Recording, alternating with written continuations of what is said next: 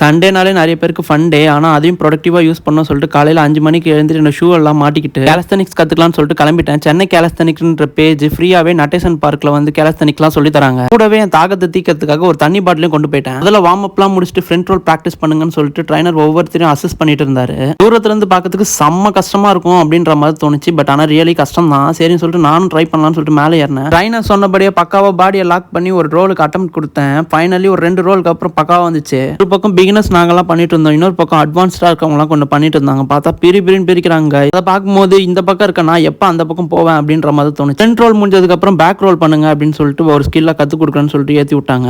கொஞ்சம் கொஞ்சமா ஸ்ட்ரகிள் பண்ணி மேலே ஏறணும். ஏன்னா பேலன்ஸே சும்மா தகுடத்தம் போட்டுச்சு. ஃப்ரண்ட் ரோல் மாதிரி பேக் ரோல் அவ்வளோ ஈஸியா இல்லை. அடுத்த வாட்டி இன்னும் கொஞ்சம் நல்லா பெட்டரா பண்ணுவேன்னு நினைக்கிறேன். அதை முடிச்சதுக்கு அப்புறம் ஸ்விங் கத்துக்கோங்க. ஸ்விங் தான் பேசிக். ஸ்விங் பேசிக் நீங்க கத்துக்கினா தான் 360 மாதிரி ஸ்கில் எல்லாம் அன்லாக் பண்ண முடியும் அப்படின்னு சொல்லிட்டு சொன்னாரு. ஃபைனலா ஸ்விங்ல ஒரு அட்டம் கொடுத்து பாடியை வார்ம் டவுன் பண்ணி செக்ஷனை முடிச்சாங்க. வீடியோல பார்ப்போம். வலுவாருங்க.